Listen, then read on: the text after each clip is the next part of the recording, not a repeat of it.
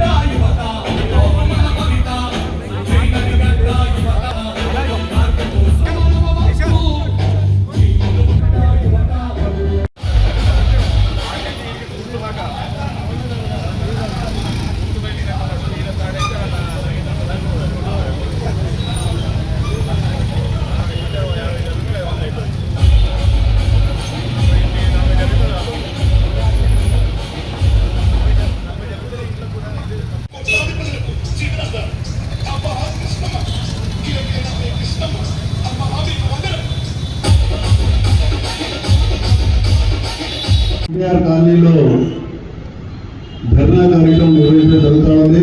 దీని ముఖ్య ఉద్దేశం నూతనంగా అమీన్పూర్ మున్సిపాలిటీని జీహెచ్ఎంసీలో విలీనం చేయడం జరిగింది.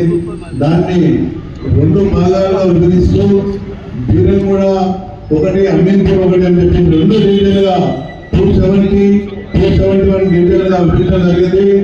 దానికి గాను ఈ ప్రాంతం అంతా కూడా చాలా పెద్ద ఎత్తున డెవలప్మెంట్ జరిగిన ఏరియా కాబట్టి ఖచ్చితంగా 4 డివిజన్లుగా విభజించాల్సిందిగా మేమందరం కూడా గతంలో ఎమ్మెల్యే గారికి, స్థానిక ప్రజాప్రతినిధులు అందరూ కలిసి కూడా అధికారుల దృష్టి కూడా తీసుకోవడం జరిగింది.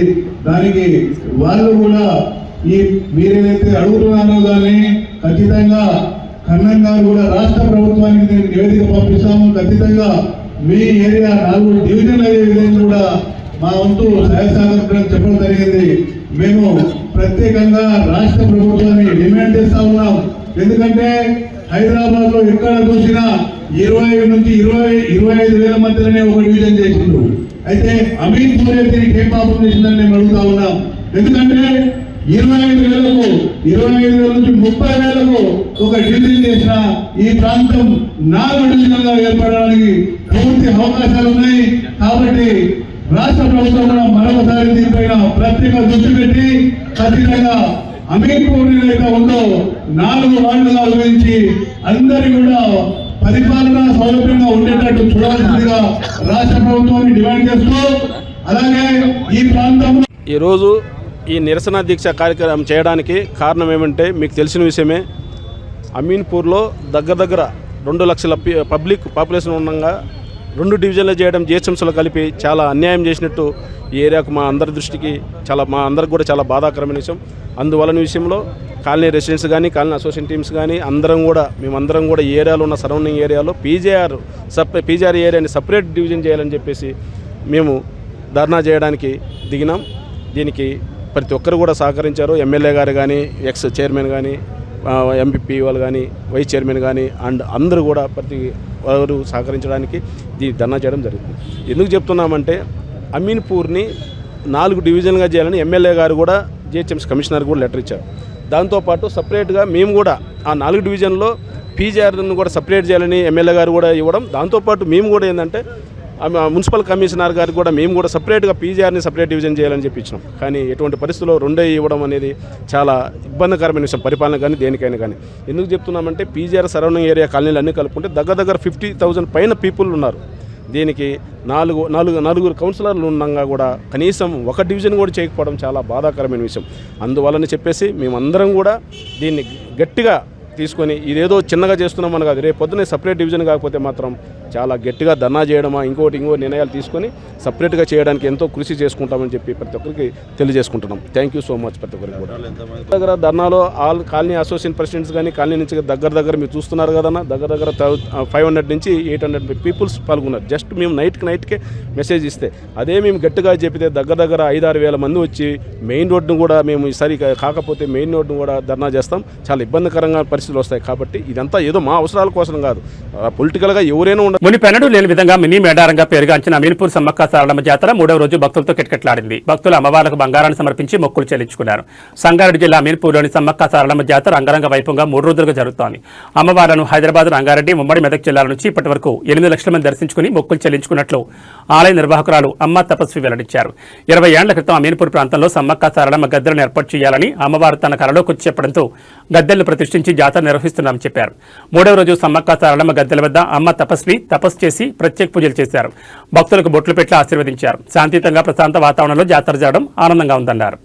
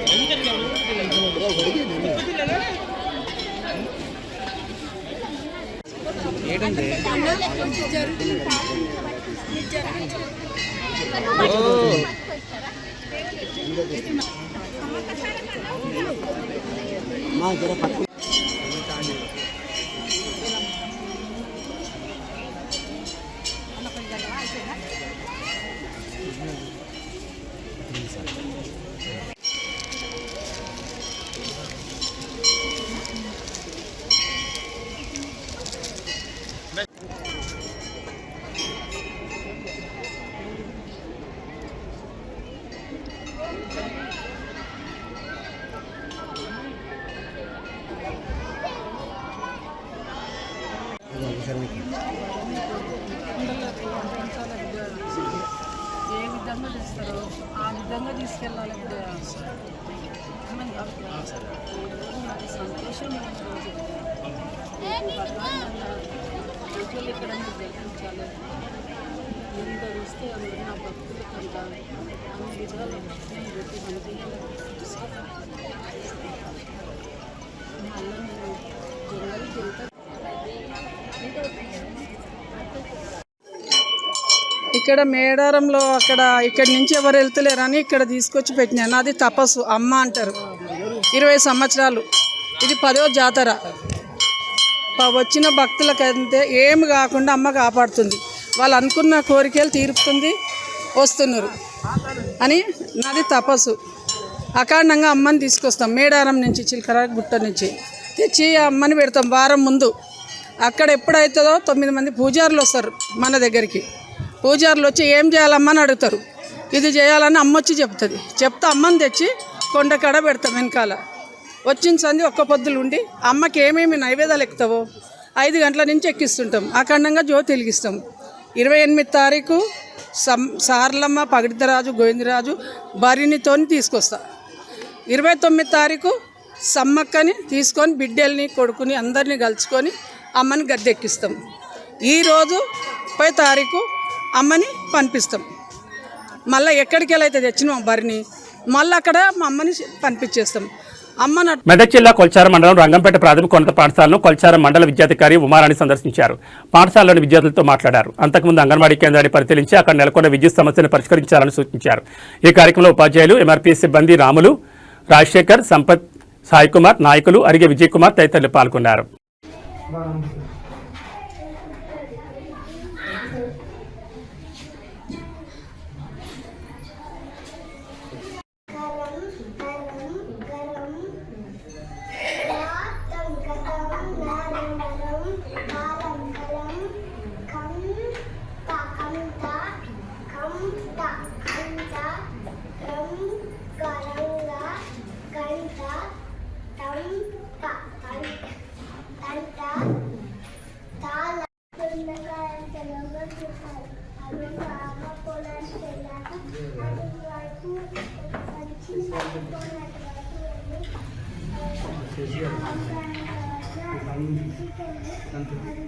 పొలం పక్కనకి వెళ్తాడు. పొలం పక్కన దాన్ని తెలియక అటువైపు వెళ్తాడు. దానిలో అవ్వకేదో మెదక్ జిల్లా కొల్చార మండలం రంగంపేట జిల్లా పరిషత్ ఉన్నత పాఠశాలకు చెందిన విద్యార్థులను బాలికల దినోత్సవం పురస్కరించుకుని అంగన్వాడీ టీచర్లు వారిని ఘనంగా సత్కరించారు.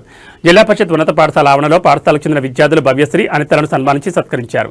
ఈ కార్యక్రమంలో అంగన్వాడీ టీచర్లు కృష్ణవేణి, విజయలక్ష్మి, శ్రీవాణి, ఎంపీఓ కృష్ణవేణి, పంచాయతీ కార్యదర్శి రాజు, అరిగే విజయకుమార్, పాఠశాల ఉపాధ్యాయులు తదితరులు పాల్గొన్నారు. చదువుతున్న విద్యార్థులలో మంచి మెరిట్ విద్యార్థులకు సన్మానం సంకల్పించారు. మరి అందులో భాగంగానే ఈరోజు సన్మానం చేస్తున్నారు. వాళ్ళు ఎక్కడైతే బాలిక అభివృద్ధి జరుగుతుందో దేశాభివృద్ధి ఉంటుంది కాబట్టి వారికి సన్మానం చేయడం అనేది. మెదక్ జిల్లా కొల్చార మండలం రంగంపేట జిల్లా పరిషత్ ఉన్నత పాఠశాల ఆవరణలో మండల స్థాయి సీఎం కప్ క్రీడా పోటీలను ఘనంగా నిర్వహించారు. ఈ క్రీడా పోటీలను కొల్చార ఎంపీడీఓ రఫీక్, మునీసా బేగం, మండల విద్యాధికారి ఉమారాణి టాస్ వేసి క్రీడాకారులను పరిచయం చేసుకుని పోటీలు ప్రారంభించారు. ఈ పోటీల్లో విద్యార్థులకు kabaddi, volleyball, kho kho, running, long jump వంటి పోటీలు నిర్వహించారు.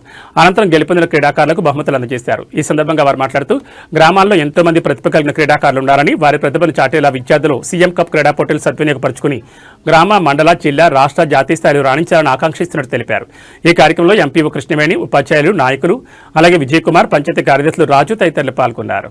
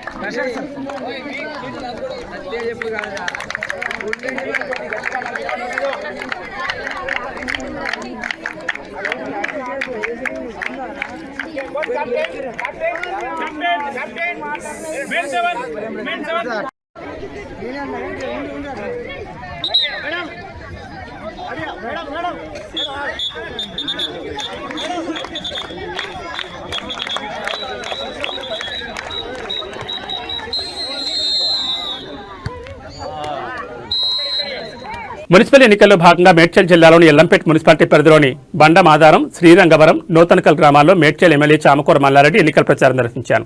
గ్రామాల్లో నిర్వహించిన బీఆర్ఎస్ రోడ్ షోకు బీఆర్ఎస్ పార్టీ నాయకులు, అభిమానులు భారీ సంఖ్యలో తరలివచ్చారు. మున్సిపాలిటీ ఎన్నికల్లో బీఆర్ఎస్ పార్టీ అభ్యర్థులను భారీ మెజార్టీతో గెలిపించాలని కోరారు. ఈ సందర్భంగా మల్లారెడ్డి మాట్లాడుతూ మాజీ సీఎం కేసీఆర్ చేసిన అభివృద్ధి తప్ప కాంగ్రెస్ చేసిన అభివృద్ధి గ్రామాల్లో కనిపించలేదన్నారు. అటు రాష్ట్రం, ఇటు మేడ్చల్ నియోజకవర్గం అభివృద్ధి చెందాలంటే అటు కేసీఆర్తో, ఇటు నాతోనే సాధ్యమవుతుందన్నారు. గ్రామాల్లో సొంత నిధులతో రోడ్లు, గుళ్లు కట్టించాలని, చేసిన అభివృద్ధిని చూసి బీఆర్ఎస్ పార్టీ అభ్యర్థులను గెలిపించాలని కోరారు.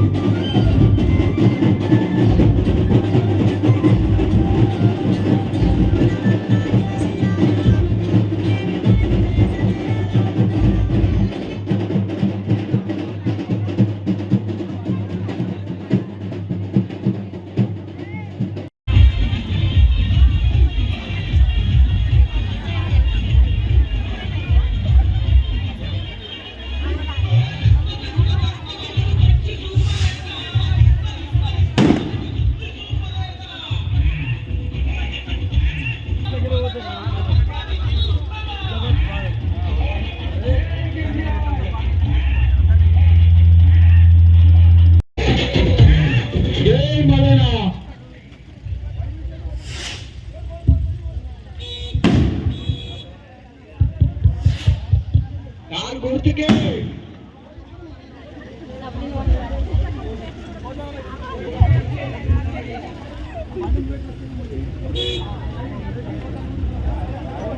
జై కేటీఆర్, జై హరిశన్న, జై మల్లన్న, జై మల్లన్న.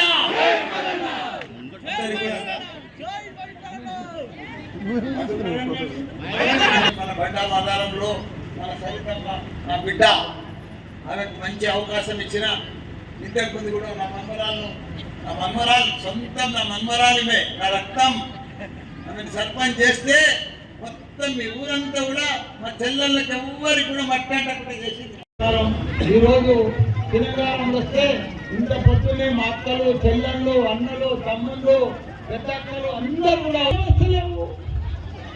పేరుకేమో ఉచిత బస్సు మహిళలకు, కానీ బస్సులే లేవు. కాంగ్రెస్ లీడర్లు పెద్ద పెద్ద మాటలు మాట్లాడుతున్నారు. మేము ఉచిత బస్సు ఇచ్చినాము, ఉచిత బస్సు ఇచ్చినామని. ఒక్క బస్సు వేసి ఊరందరూ ఎక్కుమంటే 1000 మంది ఎక్కుమంటే ఎట్లా? కాబట్టి మేము బస్సు వేయించే బాధ్యత నాదే, మీ ఎమ్మెల్యేని బస్సు వేయించే బాధ్యత నాదే. నేను ఒకటే చెప్తున్నా. హలో కేసీఆర్ గారు పరిపాలించారు. 10 ఏళ్ళ ఇంటింటికి నల్ల నీళ్ళు ఇచ్చే ఘనత మన కేసీఆర్. 24 గంటల కరెంట్ ఇచ్చే ఘనత మన కేసీఆర్. ఊళ్ళని రోడ్ వేయించే ఘనత మన కేసీఆర్ ప్రభుత్వంది.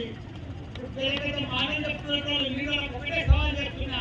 మన ఎల్లమ్మ గుడి పెండింగ్ ఉంది, పోచమ్మ గుడి పెండింగ్ ఉంది, మున్సిపల్ భవన్ పెండింగ్ ఉంది, 2 సెకండ్ పెండింగ్ ఉంది. కమాండ్ కట్టిస్తే మీ తమ్మున్న మొగోళ్ళు అవుతారు.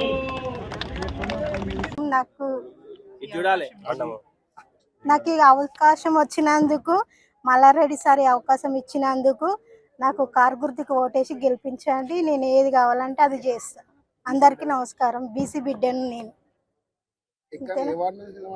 19వ వార్డు నుంచి నిలబడుతున్నాను. కారు గుర్తుకు ఓటేసి గెలిపించండి. మోరీలు రోడ్లు నేను చెప్తా తర్వాత నిలబెడుతున్నా. బండమాదర విలేజ్ నుంచి మనం భారీ మెజారిటీ తోటి బండమాదర ప్రజలందరూ కలిసి భారీ మెజారిటీ తోటి గెలిపిస్తే మన మల్లారెడ్డి సార్ తోటి మనం ఏదైనా రోడ్లు కానీ, మోరీలు కానీ, మన చెరువు కట్ట కానీ కొద్దిగా డ్యామేజ్ ఉన్నందుకు అవన్నీ పనులు చేసి పెడతాము.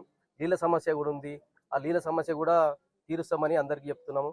ప్రతి ఒక్కటి మన ప్రభాకర్ అన్నుండు, మోహన్ రెడ్డి ఉండు, సత్యనారాయణ, మాజీ అధ్యక్షుడు కృష్ణ ఉండు, మాజీ ముద్రా సంఘం అధ్యక్షుడు అశోక్ ఉన్నాడు.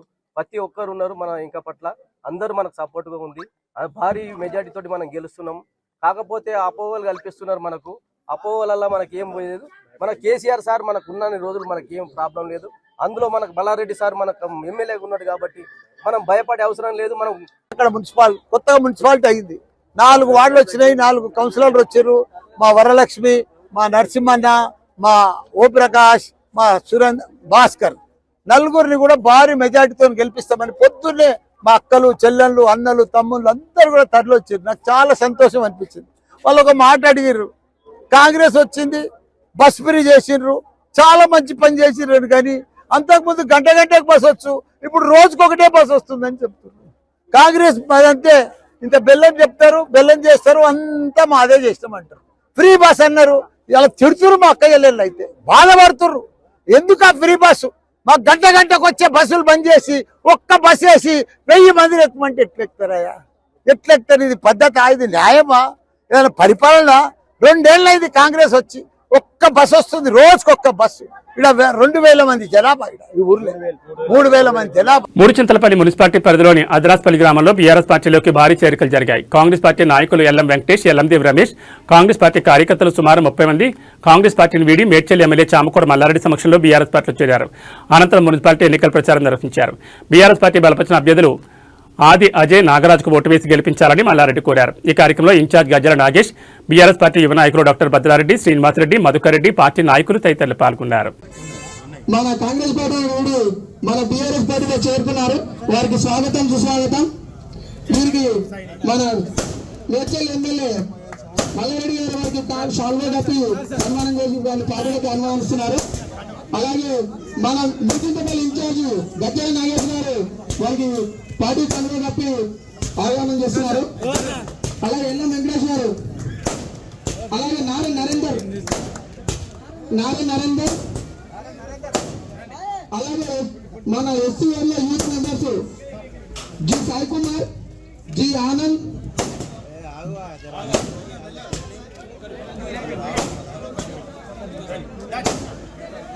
LM Krishnamurthy, LM Suresh, LM Ramesh, LM Ramakrishna, LM Shekar, LM Ramesh, అలాగే మన యూత్ అదృష్టంలో ఎస్సీఆర్ యూత్ మెంబర్స్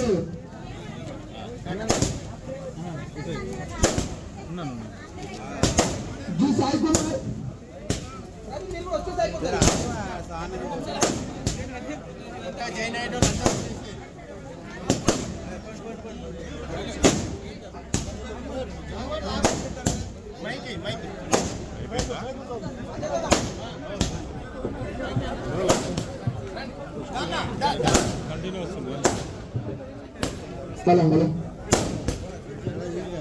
అదే మనం ఇంతవరకు చేసిన అభివృద్ధి పనులను చూసి ఇతర కాంగ్రెస్ పార్టీ నుండి మన పార్టీలో చేరుతున్నందుకు వారికి స్వాగతం సుస్వాగతం. అదే జి సాయి కుమార్, జి ఆనంద్,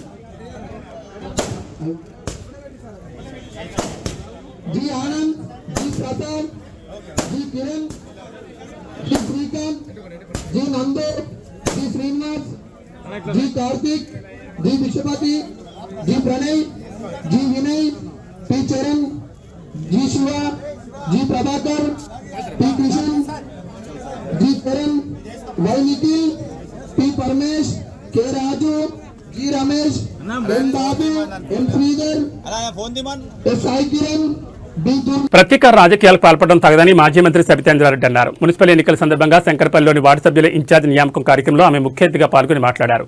అభివృద్ధిని మరిచి ఆరోపణలు చేస్తూ పబ్బం గడిపే కాంగ్రెస్ పార్టీకి మున్సిపల్ ఎన్నికల్లో ఓటర్లు బుద్ధి చెప్తారన్నారు. రాష్ట్ర వ్యాప్తంగా జరుగుతున్న పురపాలక ఎన్నికల్లో ఓటర్లు తిరిగి కేసీఆర్కి మద్దతిస్తారన్నారు. ప్రత్యేక రాష్ట్ర ఏర్పాటు కృషి చేసిన కేసీఆర్ను అవమానిస్తూ అధికారులు అనుసరిస్తున్న తీరు మంచిది కాదని హెచ్చరించారు. ఇప్పటికే 2 సార్లు రైతు బంధు ఎగ్గొట్టింది ప్రభుత్వం. మళ్ళీ ఇప్పుడు డిసెంబర్లో వేయాల్సిన రైతు బంధు కూడా ఇప్పటి వరకు ఊసు లేదు.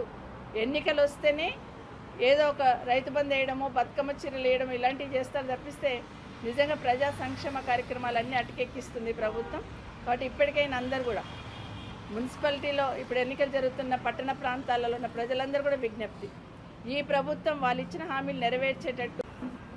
ఈరోజు రాష్ట్రంలో 2 సంవత్సరాల నుండి చూస్తూ ఉంటాయి ప్రజల సమస్యలు గాలికి వదిలేసి ప్రజాపాలన అనే పేరు మీద అధికారంలోకి వచ్చి ప్రతీకార పాలన నడిపిస్తున్న సందర్భం ఈరోజు చూస్తూ ఉన్నాం.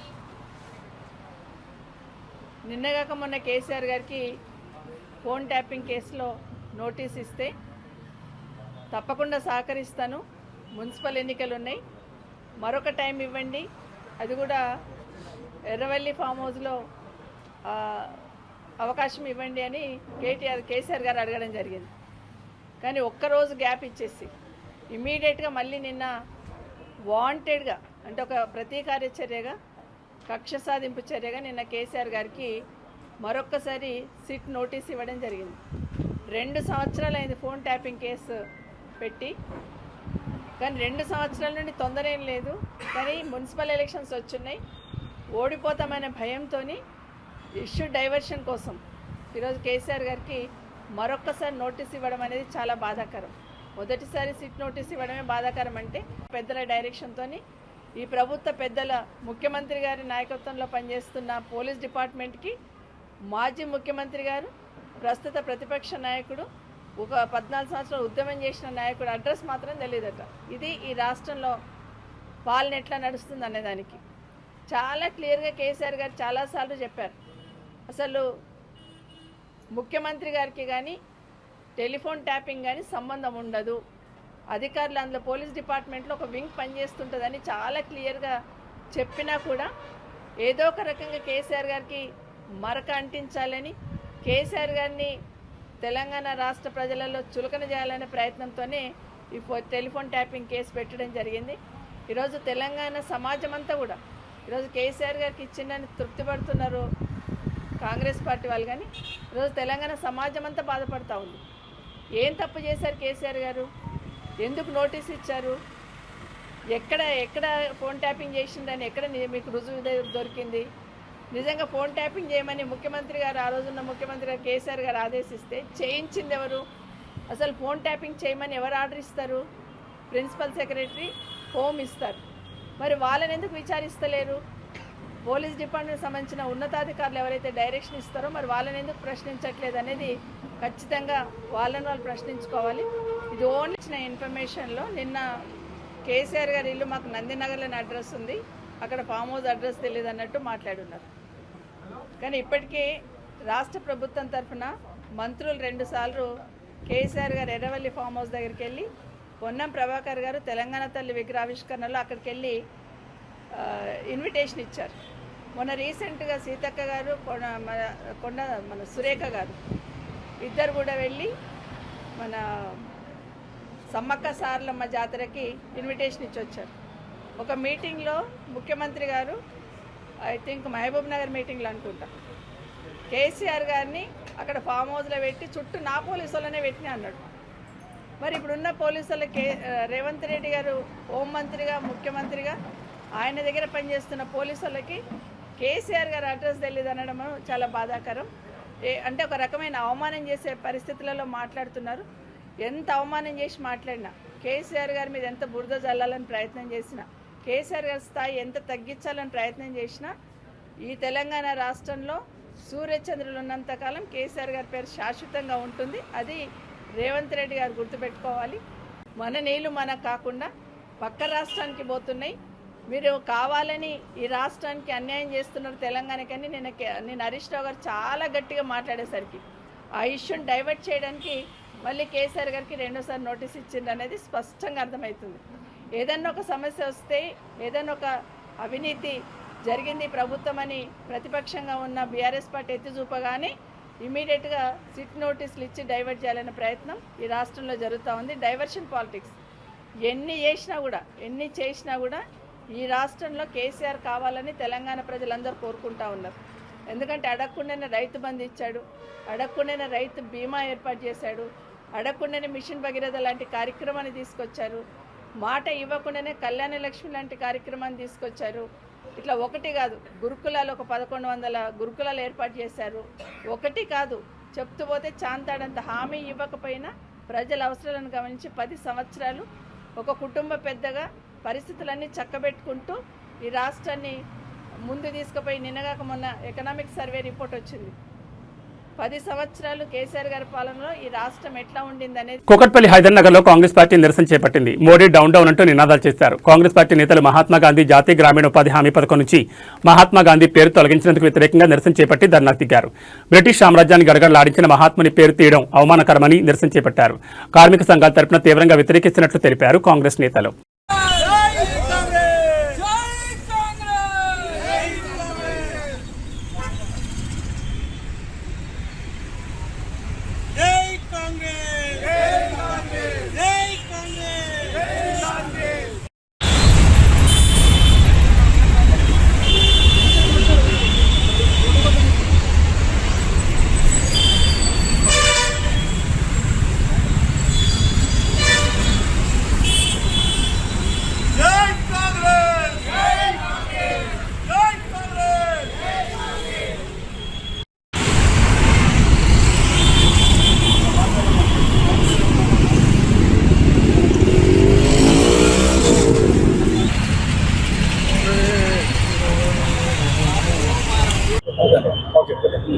కేంద్ర ప్రభుత్వ ప్రజా కార్మిక కర్షక వ్యతిరేక విధానాలకు నిరసనగా కాంగ్రెస్ పార్టీ ఏఐసిసి అధ్యక్షులు ఖర్గే గారి ఆదేశాల మేరకు పిసిసి ప్రెసిడెంట్ అన్న మహేష్ కుమార్ గౌడ్ గారి సూచనల మేరకు రాష్ట్ర labour cell incharge Sangisetti Jagadeeswararao గారు, అదేవిధంగా రాష్ట్ర labour cell chairman Rambagh Prakash Goud గారి ఆదేశాల మేరకు ఈ యొక్క నిరసన కార్యక్రమాన్ని శ్రీలింగంపల్లి నియోజకవర్గం అధ్యక్షులు మాదిరెడ్డి మోహన్ రెడ్డి గారు ఆధ్వర్యంలో ఇక్కడ ఉన్నటువంటి అంతా పేరు పేరున లేబర్ సెల్ నాయకులకు నాయకురాళ్లకు అందరికీ ఈ యొక్క కార్యక్రమానికి హాజరైనందుకు కాంగ్రెస్ పార్టీ నాయకులకు, ఐఎన్టీసీ నాయకులకు, లేబర్ సెల్ నాయకులకు, అనుబంధ సంస్థల నాయకులందరికీ కూడా పేరు పేరున ధన్యవాదాలు. ముఖ్యంగా ఈ యొక్క నిరసన కార్యక్రమం ఉద్దేశం మహాత్మా గాంధీ గ్రామీణ జాతీయ ఉపాధి పథకంలో మహాత్మా గాంధీ గారి పేరు తీసేసి వేరే ఒక పేరు పెట్టినందుకు నిరసనగా మన జాతి పిత, మన భారతదేశ స్వాతంత్ర పోరాటంలో అగ్రభాగాన నిలిచి బ్రిటిష్ సామ్రాజ్యాన్ని గడగడలాడించిన మహాత్మా గాంధీ గారి పేరు తీయడం అంటే మనందరికీ ఎంతో అవమానకరం. వారు పేరు తీసేసినా వారు మన గుండెల్లో ఉంటారని చెప్పేసి ఈ యొక్క కార్యక్రమం ద్వారా మీకు తెలియజేస్తా ఉన్నాము. అదేవిధంగా కేంద్ర ప్రభుత్వం కార్మిక వ్యతిరేక విధానాలకు నిరసనగా 4 లేబర్ కోడ్లను వాళ్ళు మార్చివేయడం జరిగింది. దీనివల్ల ప్రతి కార్మికుని కుటుంబానికి ఎంతో నష్టదాయకం అని చెప్పేసి మేము తెలియజేస్తా ఉన్నాం. మేము డిమాండ్ చేస్తా ఉన్నాం, 4 లేబర్ కోడ్లను మీరు వెంటనే ఉపసంహరించుకోవాలి. అన్ని కార్మిక సంఘాలు, జాతీయ కార్మిక సంఘాలు, రాష్ట్ర కార్మిక సంఘాలు, కార్మికులు, కర్షకులు, ప్రజలు. కూకట్పల్లిలో మంజీరా నీరు రోడ్ల పాలవుతోంది. సర్వీస్ రోడ్డు పనులు నిర్వహిస్తుండగా కాంట్రాక్ట్ ఏజెన్సీ నిర్లక్ష్యం కారణంగా ప్రధాన మంజీరా పైప్ లైన్ పగిలిపోయింది. దీంతో వేల లీటర్ల నీరు వృధాగా రోడ్డుపై ప్రవహిస్తోంది. మోకాలు లోతు నీరు చేరడంతో వాహనదారులు తీవ్ర ఇబ్బందులు పడుతున్నారు. గతంలో కూడా సదరు ఏజెన్సీ నిర్లక్ష్యం వల్ల ఇలా జరిగిందని వాటర్ వర్క్స్ అధికారులు స్పష్టం చేస్తున్నారు.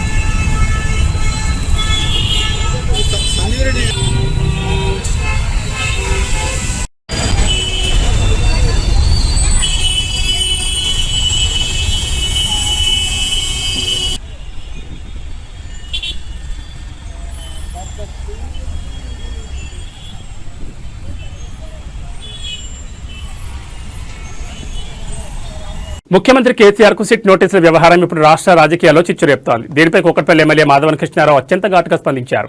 కేసీఆర్ను అవమానించడం అంటే తెలంగాణ రాష్ట్ర అస్తిత్వాన్ని అవమానించడమేనంటూ ఆయన మండిపడ్డారు.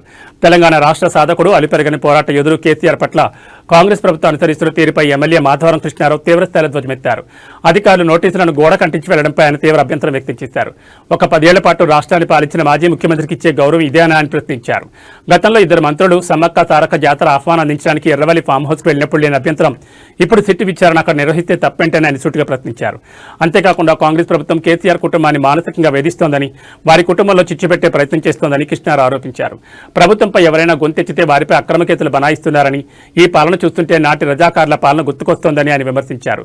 ప్రజలకిచ్చిన 6 గ్యారంటీలను, హామీలను నెరవేర్చలేక ప్రజల దృష్టిని మళ్లించేందుకే కాంగ్రెస్ ఇలాంటి కక్ష సాధించడానికి పాల్పడుతోందని ఆయన విరుచుకుపడ్డారు. మీరు సిట్ అంటే వాళ్ళు ఇంటికి వచ్చి కనీసం అక్కడ ఉన్నటువంటి గన్మెన్ ఉంటాడు, లేకపోతే ఇంకా లోపల పనిచేసేటటువంటి లేడీస్ ఉంటారు, వాళ్ళకని ఇవ్వాలి. మీరు గోడ కతికేసి పోయిండ్రంటే ఒక మాజీ ముఖ్యమంత్రి తెలంగాణ రాష్ట్రం తెప్పించినటువంటి నాయకునికి ఎంత రకంగా మీరు ఇన్సల్ట్ చేసి పోలీసు అధికారులు ఆలోచన చేసుకోవాలి. నిజంగా మీకు చిత్తశుద్ధి ఉంటే, నిజంగా మీకు నిజాయితీగా పోతురం డాక్టింగ్ అని అన్నప్పుడు రెవెల్యూకే పోయి మీరు లేసారక రండి అని చెప్పి ఆడ నోటీస్ ఇచ్చారంటే మీకు భయం ఏముంటుంటే, ఇద్దరు కానిస్టేబుల్ పంపనుంటే పంపి అక్కడ ఇచ్చి ఈయన రమ్మనున్నప్పుడు గోడ గతికేసి రాకపోతే ఈ సంగతి చూస్తామనే భాషతో మాట్లాడేటువంటి చర్య చూస్తే నిన్న వాళ్ళు చేసినటువంటి పోలీసు చేసినటువంటి ఆలోచన చూస్తే చాలా బాధ కలుగుతుంది ఒక శాసనసభ్యునిగా. అంటే ఒక మాజీ ముఖ్యమంత్రికి, 10 ఏళ్ళు పరిపాలించిన ముఖ్యమంత్రికి, ప్రజల కొరకు ప్రాణాలు త్యాగం చేసేసే తెలంగాణ రాష్ట్రం తెచ్చినటువంటి నాయకుడికి ఇలా ఈ రకమైనటువంటి ఇన్సల్ట్ చేస్తూ ఉంటే ప్రజలు ఎవరు సహించరు. ఇప్పటికైనా ఆలోచన చేసుకోమని చెప్తున్నాను. కాంగ్రెస్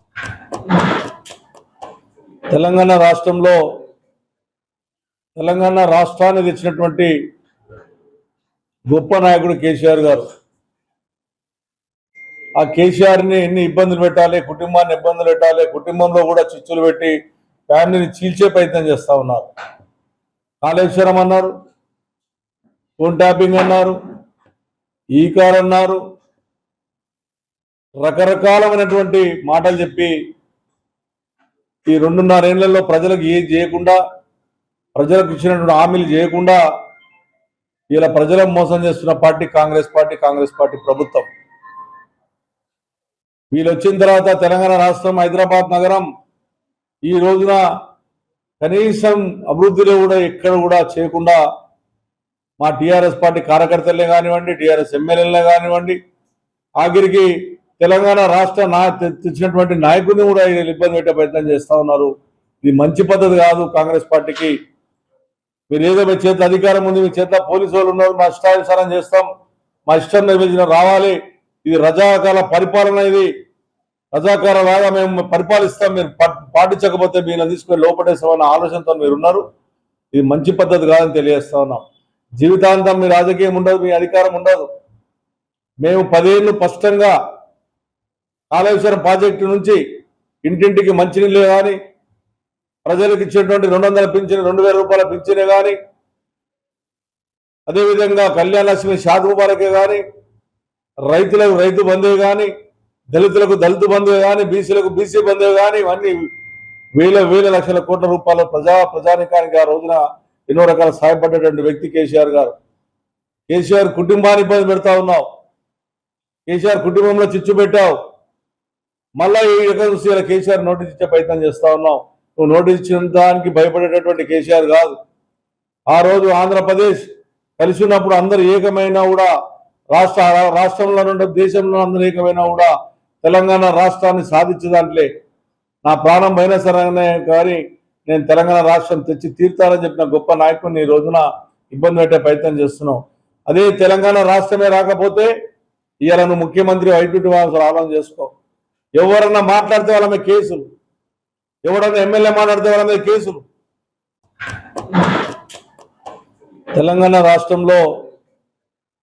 తెలంగాణ రాష్ట్రాన్ని తెచ్చినటువంటి గొప్ప నాయకుడు కేసీఆర్ గారు. ఆ కేసీఆర్ని ఎన్ని ఇబ్బందులు పెట్టాలి, కుటుంబాన్ని ఇబ్బందులు పెట్టాలి, కుటుంబంలో కూడా చిచ్చులు పెట్టి ఫ్యామిలీని చీల్చే ప్రయత్నం చేస్తూ ఉన్నారు.